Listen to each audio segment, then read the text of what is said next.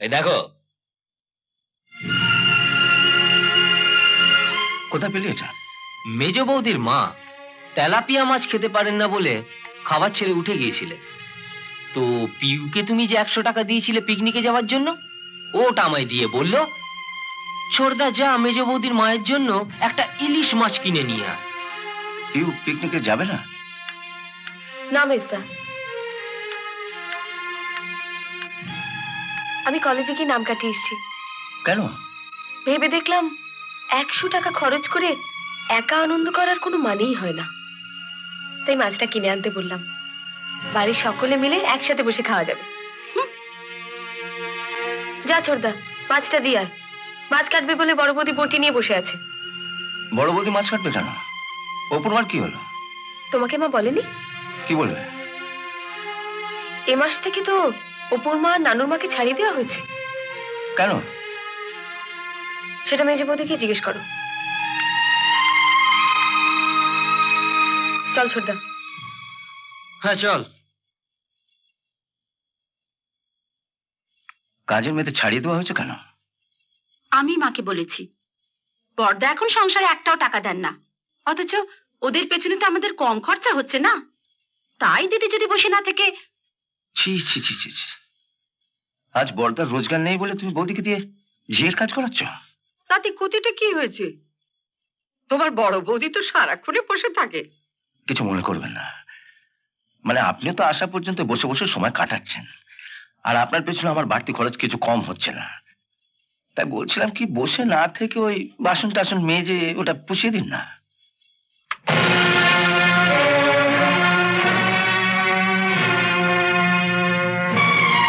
জিডু জিডু, অপুর মা আসেনি, আমার জামা প্যান্ট কেচে দেবে?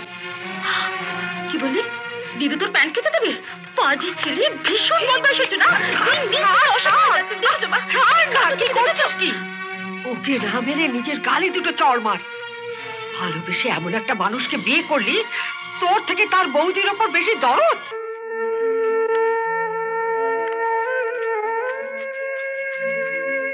আচ্ছা মা,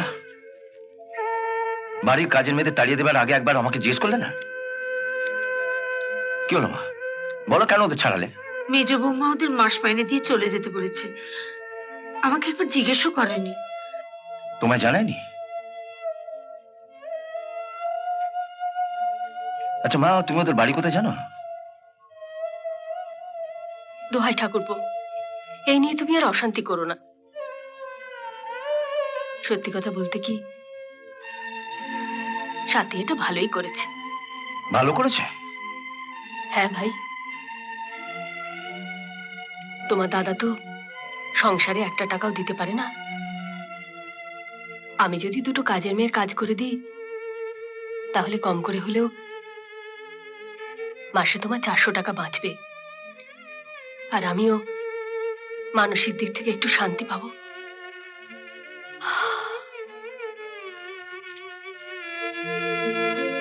আমিও বলি বরুণ, তুই আর এই নিয়ে মেজ বৌমাকে কিছু বলিস না। আমি আর বড় বৌমা মিলে বেশ সামলে নিতে পারবো। হ্যাঁ ঠাকুরপো, তাছাড়া পিও তো আমাদের সাহায্য করে, সমস্ত ছাড়া জামা কাপড় ওই তো কেচে দেয়। পিউ আর কতদিন করবে? আজ ও কাল ওর তো বিয়ে দিতে হবে। বিয়ে? হ্যাঁ, কাল রাত্রে খেতে বসে মেজদা বলছিল ওর অফিসে নাকি একটা ভালো ছেলে আছে, তার সঙ্গে বৈশাখী আমার বিয়ে দিয়ে দেবে। তুমি আমার কথা কিছু বলনি? বলবো কি করে? তোমার তো এখনো চাকরি বাকরি কিছুই নেই। দূর, মাথার উপর যতদিন বাবা আছেন আমার চাকরি করার কি দরকার? তা বললে আমার বাড়ির লোক শুনবে কেন? শুনতে ওদের হবে, বেশি তেড়িবেড়ি করলে বাড়ির থেকে তোমাকে তুলে নিয়ে যাব। হ্যাঁ, ওটাই তো একমাত্র পারো। কতদিন থেকে বলছি বাবাকে বলে একটা চাকরি জোগাড় করে নাও। দূর, আমার দ্বারা ওসব হবে না। তাহলে তোমার দ্বারা কি হবে? কি হবে? বড় বৌমা। হ্যাঁ বাবা,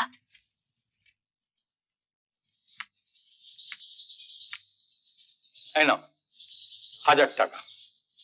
এর থেকে 500 টাকা মেজ বৌমাকে দিয়ে এসো, আর 500 টাকা তোমার কাছে রেখে দাও। যদি ওষুধ বিশুদ্ধ কিছু দরকার হয়। বাকি 500 টাকাটা আপনার কাছেই রাখুন না বাবা, পরে লাগলে চেয়ে নেব। দিচ্ছে যখন তখন রাখোই না। বাবার আবার যা ফুলো মন, কখনো কাউকে দিয়ে বসে। এই নাও বৌমা, টাকাটা মেজ বৌমাকে দিয়ে এসো।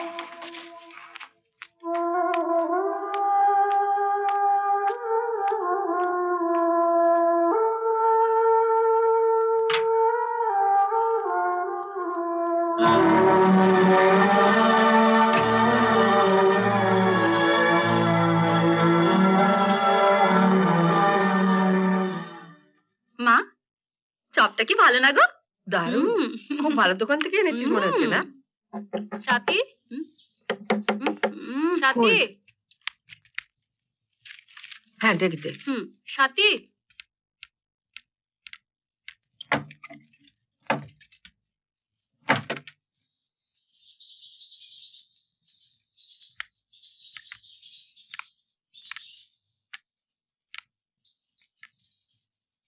এই নাও 500 টাকা।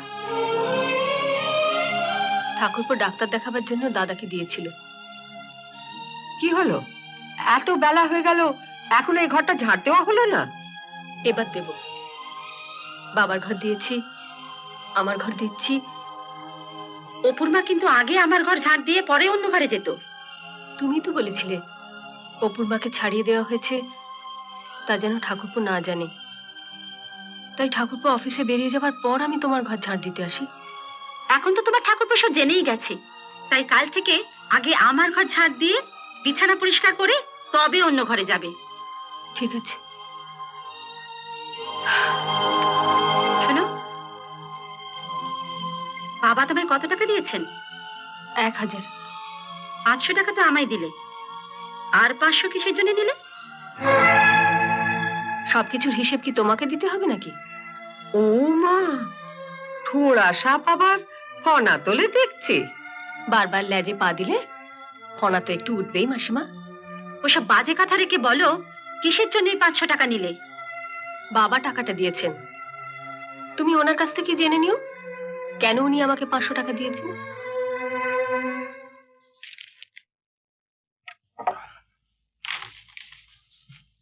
কেন দিলাম তার কৈফিয়ত কি তোমায় দিতে হবে? হ্যাঁ হবে। আপনার এই চৌধুরী পরিবারটা যখন আমার স্বামীর টাকায় চলছে, তখন সবকিছু জানার অধিকার আমার আছে।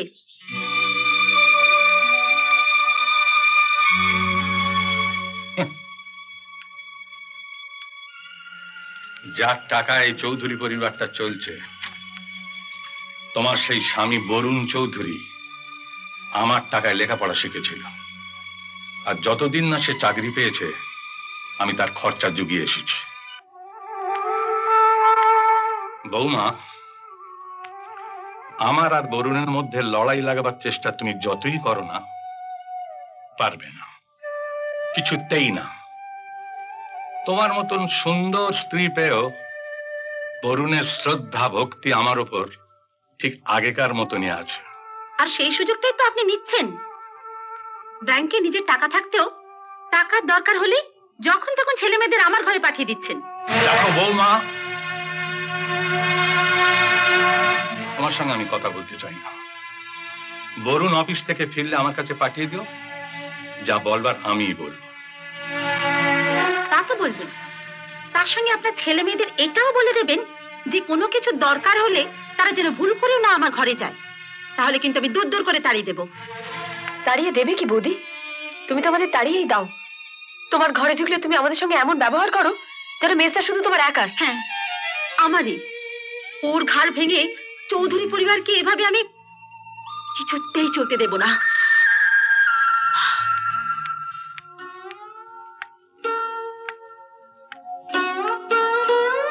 বাবা, মেজবৌদি কি বলতে এসেছিল? ও জিজ্ঞাসা করতে এসেছিল যে বড় বৌমাকে আমি কেন টাকা দিয়েছি।